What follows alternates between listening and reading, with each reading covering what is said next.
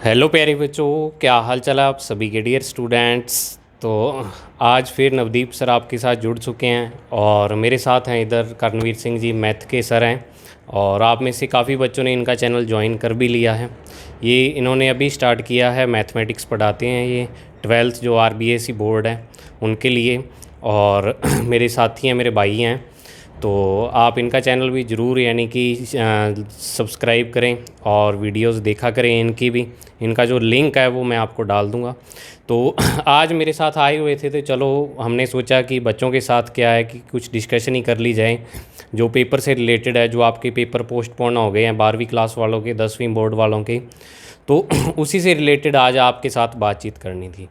तो जैसा कि आप सभी को पता ही है आपके पेपर पोस्टपोन हो गए हैं और नई डेट अभी तक कोई नहीं आई है। कोरोना के कारण उनको एक बार रोक दिया गया पेपर को।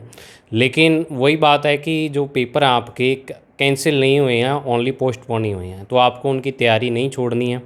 तो उसी पर बातचीत करने के लिए हम दोनों आए थे, कुछ टिप्स आपको देंगे, ठीक है। और हम क्या प्रयास कर सकते हैं आपके लिए वो भी हम ट्राई करेंगे आपके लिए। यानी कि जो अब टाइम अपने को मिला है इसमें बहुत ही बेहतर कर सके, अपने आप का परिणाम बेहतर बनाने के लिए, रिज़ल्ट आपका बहुत बढ़िया बनाने के लिए हमसे जितनी भी ट्राई होगी हम वो करेंगे, ठीक है। तो सबसे पहली बात तो यही है कि आपको बिल्कुल निराश नहीं होना है। पेपर जो आपके कैंसिल हुए हैं तो उसको वैसे तो क्या है कि जो पढ़ने वाला स्टूडेंट होता है उसको दुख तो होता ही है इस चीज़ का कि पेपर हमारे कैंसिल हो गए हैं तो अब क्या करें। या और एक बार यानी थोड़ा शौक लगता है। लेकिन क्या है कि आपको इस चीज़ को पॉजिटिवली लेना है कि हमें चलो थोड़ा टाइम और मिला है तो उस टाइम को हम बढ़िया तरीके से मैनेज कर सकें, ठीक है। तो अब सर भी बताएंगे कुछ टिप्स आपको, साथ में बातचीत करेंगे। हेलो प्यारे बच्चों, नमस्कार। तो आज काफ़ी दिनों के बाद मेरी नवदीप सर से मुलाकात हो रही थी, तो हमने सोचा कि चलो आज कुछ कुछ टाइम भी वैसा ही है कि जैसे कल ही आपके पास नोटिफिकेशन आया है जिसमें आपके पेपर्स हैं वो एक बार पोस्टपोन कर दिए। तो सेम ये एक बार वैसी सिचुएशन बन गई है जैसे लास्ट ईयर बनी थी। तो आपको अब मेन बात यही है कि आपने ये ध्यान रखना है कि आपकी जो कंटिन्यूटी बनी हुई है आप उसी कंटिन्यूटी के साथ चलते जाएं। हम जितना भी मैक्सिमम कर सकते हैं वो आपके लिए करेंगे। आपका जो स्पोर्ट है वही हमें करने के लिए हमें मोटिवेशन देता है, तो आप लगातार अपनी स्पोर्ट बनाए रखें। दूसरी बात ये है कि जैसे अब जो पोस्टपोन हुए हैं इसका मतलब ये नहीं है कि आपके पेपर होंगे नहीं, ये डेफिनेट है कि आपका एग्ज़ाम तो होगा ही होगा। तो इसका मतलब यहाँ से अगर आपकी कंटिन्यूटी ख़राब होती है तो आपके रिज़ल्ट पे इसका असर स्पष्ट रूप से देखने को मिलेगा। पिछले साल ऐसे हुआ भी था, सेम ऐसी सिचुएशन थी जब 20 मार्च को ये हमारा लॉकडाउन का प्रोसेस शुरू हुआ था और हमारा जो 12th क्लास का पेपर था मैथ्स का वो पोस्टपोन कर दिया गया था। और उसके बाद ये जून में पेपर हुआ था। और उसमें हुआ ऐसे कि जून में जो पेपर हुआ उसमें जिन बच्चों ने कंटिन्यूटी बनाई रखी उनका तो बहुत अच्छा रिजल्ट रहा। लेकिन कुछ बच्चे ऐसे थे जो बहुत अच्छा कर सकते थे लेकिन उनकी कंटिन्यूटी की वजह से कि उन्होंने लगातार काम नहीं किया, लगातार प्रैक्टिस नहीं की, उस वजह से उनका वो जो रिज़ल्ट था वो देखने को नहीं मिला। जितना उनका हो सकता था उतना उनका रिज़ल्ट नहीं आया। तो उसके पीछे का लॉजिक यही था कि उन्होंने इस पेपर को इतना ज़्यादा सीरियस नहीं लिया कि अगर आपका पेपर पोस्टपोन हो गया तो उसका कोई अब भी वही सेम सिचुएशन अब बन रही है। अगर आप लगातार प्रैक्टिस करते हो तो आपका रिज़ल्ट अच्छा आएगा, लेकिन अगर आप यहाँ से प्रैक्टिस छोड़ देते हो तो आप बिल्कुल, क्योंकि ये स्पष्ट है कि जिस बच्चे की तैयारी अभी तक नहीं थी वो आपके बराबर पहुँच सकता है और वो आपसे आगे भी निकल सकता है अगर वो लगातार तैयारी करता गया। तो आपने यही ध्यान रखना है कि जो आपका अभी तक आपने कर रखा है उसको आप और अच्छा करने के लिए प्रयास करें, बेस्ट को बेटर बनाएं।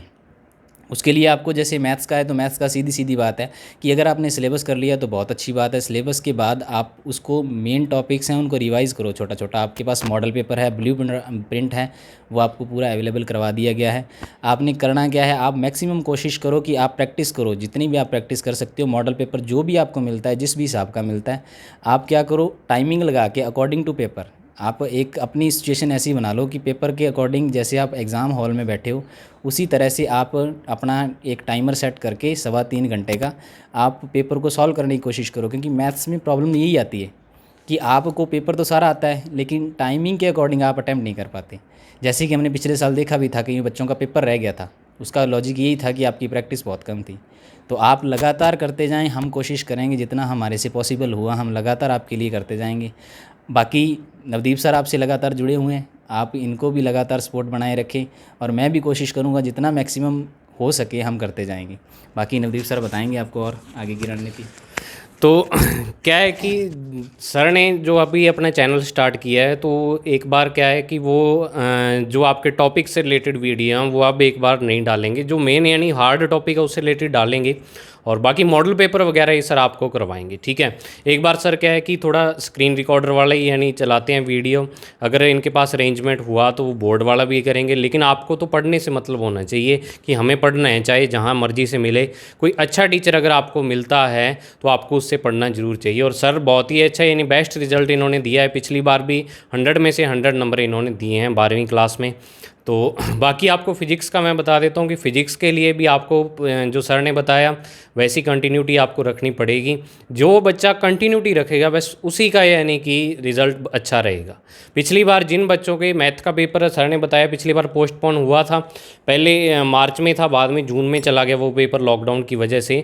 तो जून में उन बच्चों का रिज़ल्ट ही अच्छा रहा था जिन्होंने उसकी प्रैक्टिस नहीं छोड़ी। तो अब आपके पास क्या है कि वही है कि अब जो बच्चा प्रैक्टिस करता रहेगा उसका तो क्या है आराम से ही जो रिज़ल्ट अब रहने वाला था उससे क्या पता बेटर ही रह जाए।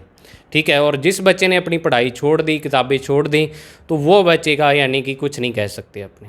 और आपकी सपोर्ट के लिए है ही मैं वीडियो डाल रहा हूँ MCQ क्वेश्चन की, और या फिर जो आपके छोटे क्वेश्चन है मॉडल पेपर भी एक मैंने डाल दिया है। तो इसी तरीके से हम आपकी सपोर्ट करते रहेंगे। मैथ वाले सर भी आपको मिल गए हैं, अब फिज़िक्स वाले भी हैं।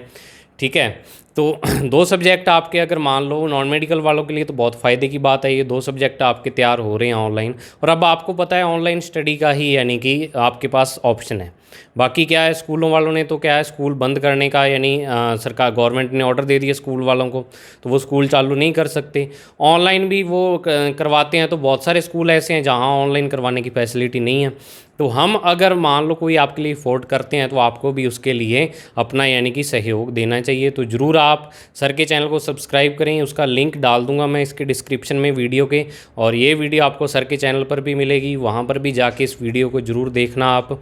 तो यही आपसे बात करनी थी बस all the very very best. और हमारी तरफ से ऑल द बेस्ट आप सभी को। अपनी तैयारी को इसी तरीके से जारी रखें। और कोई भी अगर आपको किसी भी तरह की कोई समस्या है तो आप कमेंट करके हमें बता सकते हैं ज़्यादा से ज़्यादा। बाकी आप टेलीग्राम चैनल से भी जुड़ें, उससे भी मैं कोशिश करूँगा कि जल्दी एक अपना डिस्कशन ग्रुप भी बनाएंगे। और उसके बाद आप जो भी आपकी समस्या आती, चाहे किसी भी तरीके से है, कोई भी किसी भी चीज़ से रिलेटेड है, आपने उसमें डाल देना है, मैं अपने आप आपको उस चीज़ का रिप्लाई करूँगा। बाकी कंटिन्यूटी बनाए रखें, मेन बात आपकी वही है कि अगर आप लगातार चलते रहोगे, सतत रूप से चलते रहोगे तो आपका रिज़ल्ट बेटर आएगा। बाकी हम हैं आपके साथ, जितना हम सपोर्ट कर सकते हैं हम ज़रूर करेंगे।